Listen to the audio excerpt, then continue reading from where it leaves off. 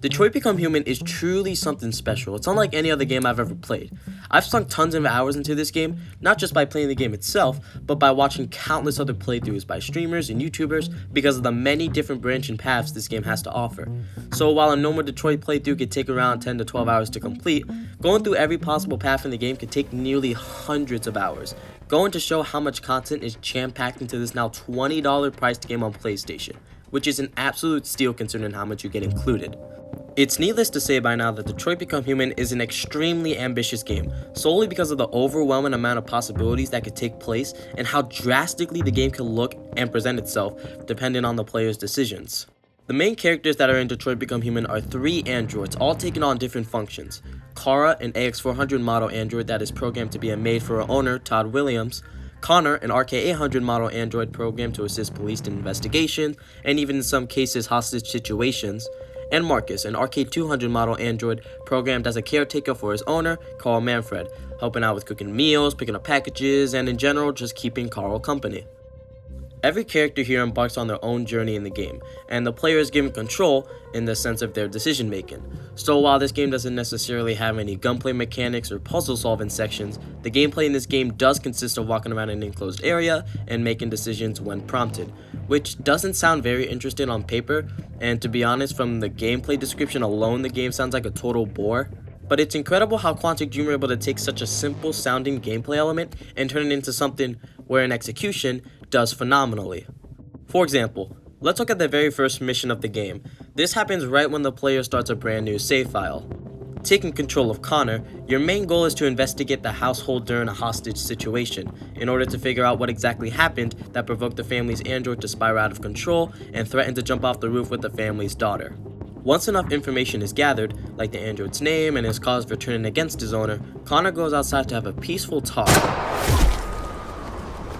Connor goes outside to negotiate with the Deviant. Quick note, Deviant is a term for when androids don't follow their original program and start to not only think for themselves, but start to also feel emotion, essentially becoming self-aware. But anyways, from here the player has to make do of what information was gathered, and with that information save the little girl taken hostage. Now this situation has 6 separate endings. Some are good, some are bad, but all of them have variety to them. No ending is similar to the next. One ending has Connor sacrificing himself by jumping off a building with the Deviant. Another has Connor straight up shooting the Deviant. And there's even one with Connor getting shot, oh my god! But it goes to show that from this opening sequence alone, the game is going to throw tons of different situations at the player where correct decision making is key to progressing through the story.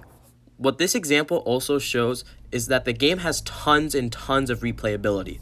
Just because you've reached the credits doesn't necessarily mean you're done with the full experience that the game has to offer. Trust me when I say that one person's playthrough of Detroit can look astronomically different from another's.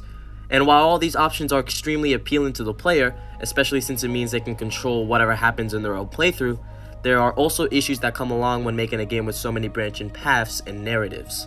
Plot holes and forced conflict are 2 issues that Detroit isn't a stranger to. Now I'm sure everyone knows what plot holes are, but not as many people may be familiar with the term forced conflict. But it's essentially in the name. It's when a story avoids basic common sense and logic in order for a specific event to take place, usually involving conflict. For example, let's take a look at one of the final scenes in The Last of Us Part 2. This section does contain spoilers for the game, so if you haven't played the game yet and don't want anything spoiled, then skip to the time on screen now. But anyways, at the end of the game, Ellie, who is the main protagonist, finds Abby, the person she's been hunting for 90% of the game. Abby killed Ellie's father figure Joel, nearly killed Ellie's girlfriend, and almost killed Ellie herself. She's put Ellie through absolute hell the entire game, and now Ellie finds Abby and she's tied to a wooden pole extremely weakened. She's completely vulnerable and has absolutely no way of fighting back. This is Ellie's chance to finally get her revenge. After all this time she was going to be able to kill the person that caused her so much pain. Finally, she could end this right here, right now, and continue living a healthy life back at home and enjoying. She cuts her down. And then she lets her walk to a couple boats so that she can escape. Yup, Ellie went through hell and back, was nearly killed far too many times to count, and now she's finally where she wanted to be, and just lets Abby go? There's no indication that Ellie felt bad for Abby or anything that happened the entire game. So this action is completely off character. But then wait, she suddenly gets a flashback of Joel's dead body covered in blood, and now she decides she wants to kill Abby again. Oh good, how convenient. So, she takes out an extremely small pocket knife and both start dueling in the ocean. But here's a problem. Ellie has countless guns in her backpack. Any one of them she could use to put a bullet through Abby's head and just end it quickly and easily. But the writers for the game wanted Ellie and Abby to have a final fistfight in the ocean, and that wouldn't be possible if Ellie used more than 2 brain cells and put some lead in her skull. So they removed complete logic and reasoning so that they can make this fight happen. This is what forced conflict is, when a problem that could have been easily avoided occurs because the characters in the story lacked basic common sense. And unfortunately, there are multiple times it happens in Detroit. Let's take a look at this scene here. For some context, Kara is already a deviant at this point of the story and runs away with a little girl named Alice after her dad tried to abuse her. During their journey, they encounter a human named Zlatko, which they were told could help them cross the border into Canada so they could be free. Now at first he seems friendly and unproblematic, a kind-hearted soul if you will, until he says that he needs to remove Kara's tracking unit inside her because if it stays intact, CyberLife, the company who created androids, and the police can find her location. But straight off the bat, this makes absolutely no sense, because if this was true, Kara and Alice would have already been caught. There was a scene in the game before this event that showed the police right on top of Kara. So if they were really that close to her, why couldn't they just track her down and catch her easily? However, despite that, Kara still agrees for the module to be removed. So Kara and Alice are told to go into his basement so that he could get Kara's tracking module removed. And while they're walking through the basement, they see cages and what appears to be mangled androids inside the cages. Now, any knowledgeable person in this situation would have seen this and gone straight for the door. But I guess the writer's excuse is that Kara is technically an android and not an actual person, because she continues to walk down the basement even though there are 2 obvious red signs in the 7 minutes that she spent with this guy. She gets hooked up into the machine, and it turns out she was betrayed and there was no reason to remove her tracking module, because when androids go deviant, their tracking module stops functioning. So instead, Zlatko is going to erase her memory and keep Kara as his own android maid. Whoa, who would have seen this incredible and totally not forced at all plot twist? In this 10-minute segment, there are 2 completely obvious red flags, and Kara ignores both. Why does she ignore both? Because the writers wanted her to. If she used common knowledge, they wouldn't be able to do the memory wipe scene in the basement, and they wouldn't be able to do the scene where Kara and Alice have to escape the house undetected by Zlatko. When things like this happen in movies, shows, and in this case video games, it doesn't add stakes and it isn't good writing. It just comes off as lazy writing and takes the immersion of the game away, because the situation could have been easily avoided if the character wasn't at all tweaked to be dumber in the moment. Let's look at another way this game throws in forced conflict. This time we'll look at Connor. During the final act, assuming you've kept Connor alive throughout the playthrough, he'll be tasked with infiltrating the CyberLife Tower so that he can convert the thousands of androids there into deviants and join his side during the civil war that Marcus is having with the humans in order to gain freedom for all androids. But then Hank, Connor's police lieutenant who he conducted investigations with the entire game, and another Connor, Evil Connor if you will, show up to the scene. Connor and Evil Connor have a little duel, and Hank picks up the dropped gun and points it at both Connors. The problem? Hank doesn't know which is which. He can't tell the difference between Connor and Evil Connor. It's the good old classic which is which situation. Now, the obvious way to differentiate the Connors is by asking questions, right? But that won't work because Evil Connor uploaded Connor's memories, meaning they both have the same memories, so that strategy won't work. But Hank doesn't know that, right? Wrong. He does know that androids can upload each other's memories, because every time he saw Connor die and come back, Connor still had memories of past events that happened before his previous model was destroyed. But there's an extremely simple way to tell who is who in this situation. Ask both Connors to convert the androids into deviants. Normal Connor will convert, and Evil Connor will either do it or he'll refuse, meaning he's the wrong Connor. Either way, Connor completes his mission and Evil Connor loses. And once he realizes he's failed his mission, That's when he'll most likely reveal himself since the mission is already over. This is a much easier way of doing this than asking both Connors questions that they'll both know the answer to. Another example of forced conflict. The writers wanted a scene where two Connors answer questions from Hank in a standoff, and that wouldn't be possible if Hank would have just simply asked them to convert the androids. Another problem I have with this scene that is completely irrelevant to forced conflict but I still want to talk about is the answer choices that the player gets when Hank asks Connor this question.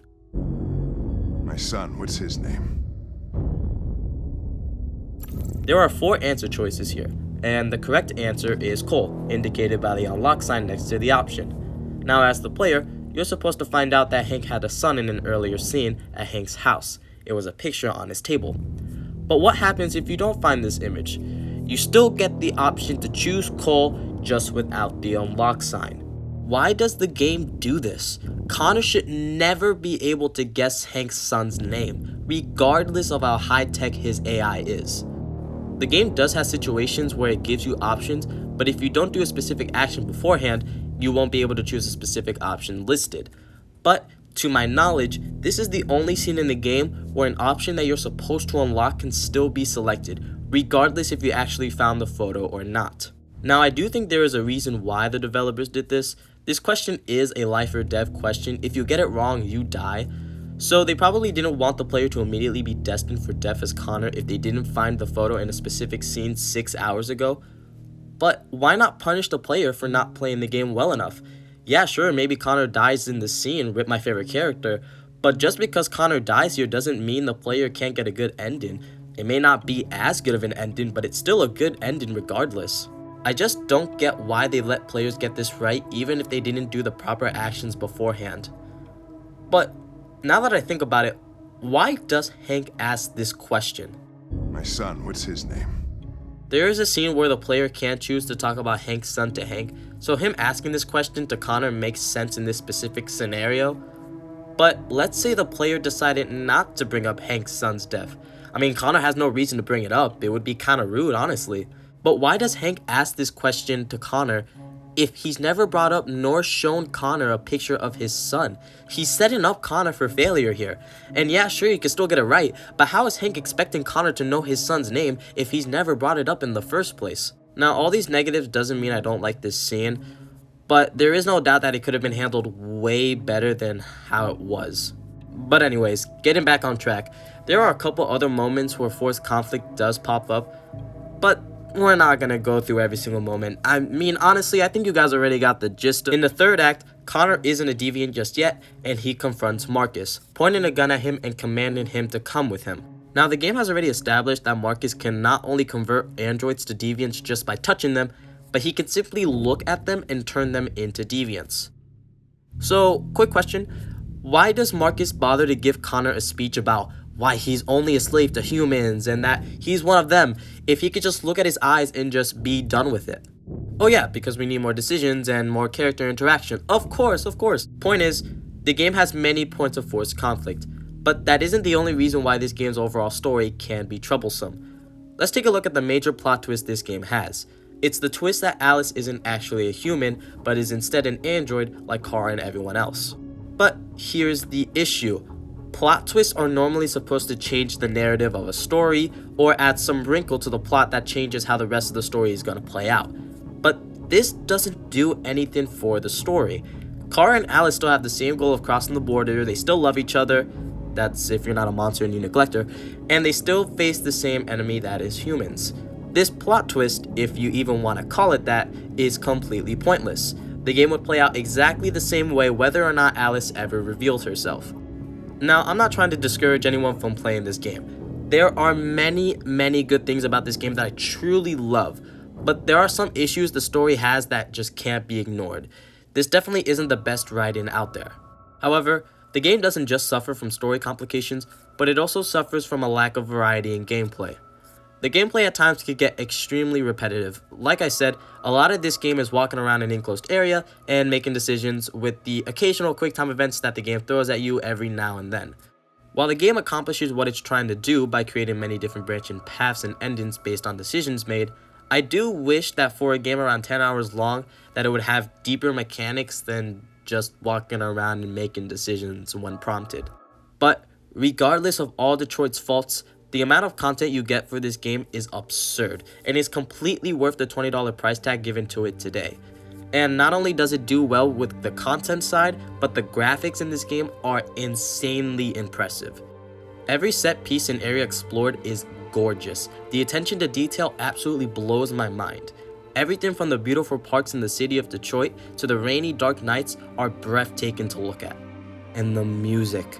The music is just the cherry on top of it all. This game's OST is an absolute masterpiece. It captures the atmosphere of the world that the characters live in, and each song is directed towards a single character specifically. For example, Connor has a somber and mysterious vibe to his main tracks, which captures the detective side of his character remarkably.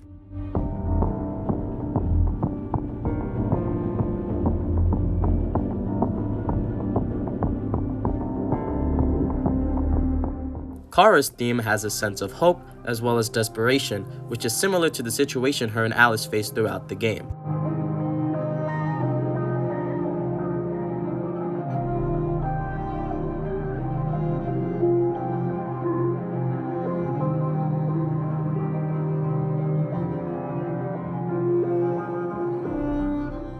And Marcus's theme has a dark and deep vibe, with soft piano keys that leave a powerful impact.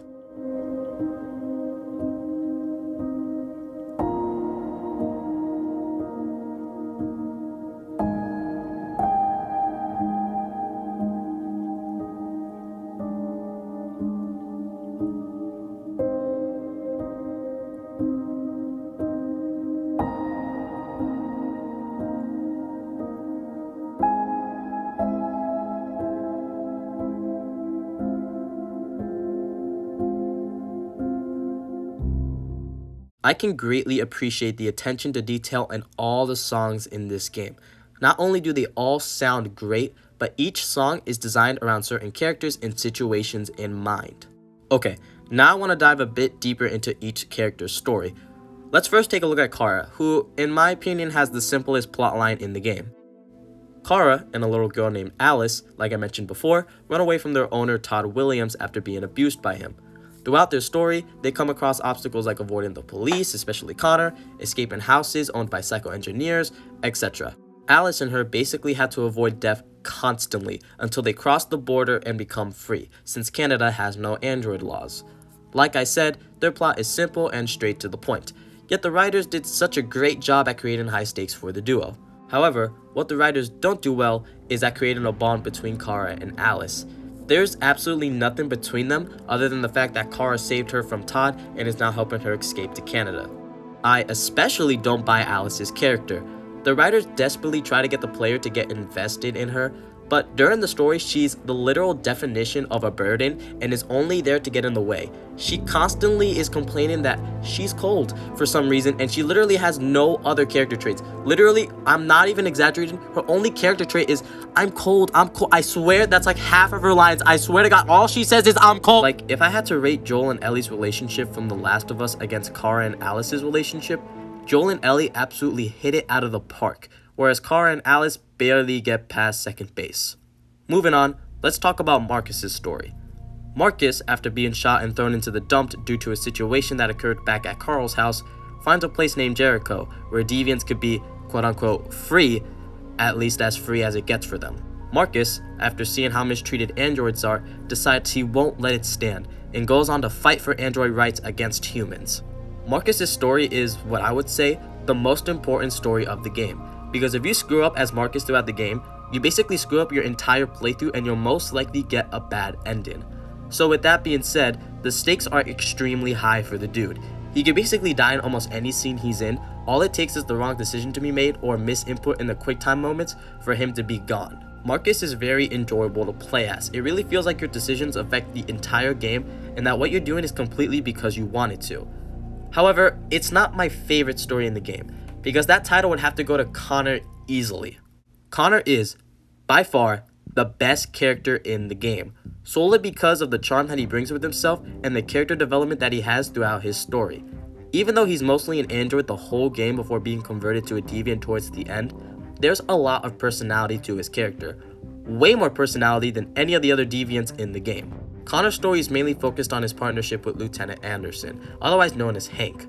After being assigned to all cases involving deviants, Connor and Hank go on all sorts of investigations and such throughout the game. And I gotta say, the investigation sections are the best part of this game. Not only because of the fantastic tracks that plays during it, but the sense of uncovering mystery by using the highly efficient detective skills that Connor has is extremely satisfying and just fun to play. What really sells this story for me is the relationship between Connor and Hank, or what I like to call it, a better version of Kara and Alice. At the beginning of their partnership, Hank hates androids and isn't very happy about working with one, while Connor tries to be friendly and approachable with him. In short, it doesn't work out very well. But as the story progresses, Hank starts to grow more attached to Connor, depending on whether the player puts Connor's relationship with Hank as priority 1 instead of the mission or the investigation. Because when Hank starts to notice that Connor cares more about his well-being than his actual mission, it gives him a sense of human emotions, especially the emotion of empathy inside Connor, since Connor's supposed to be focused on his mission and not Hank, yet Connor still decides to put him first. It's just extremely charming to see both of them start to grow more attached to each other, and even one of the possible post-credit scenes shows them both hugging. The reason why Connor and Hank works while Kara and Alice don't is because Connor and Hank have actual arcs and character development, instead of being static the entire time like Kara and Alice. Hank starts off hating Connor and wants him to get out of the way and be done with the deviant investigation as fast as possible. But then he spends more time with Connor and sees the decisions he makes, and by the beginning of the third act, Hank doesn't want the investigation to end. He's begging his boss to keep him on the case with Connor. Their dialogue with each other has meaning, and they're by far the funniest and most comedic characters in the game. It's just so hard not to grow attached to these guys. Connor's character arc is also fantastic, starting off the game as a simple machine designed to accomplish a task, nothing more, nothing less. But by progressing through his story, he starts to question himself, if the mission really mattered or if there was more important things to take care of. It's fantastic to see Connor slowly start to lose himself and question his own existence, who he's really supposed to be. It's almost like his own midlife crisis in a way. All these factors combined make for a wonderful character and a wonderful story. And if I'm being completely honest, if Detroit Become Human never had Connor's story or his character, this definitely wouldn't be that great of a game.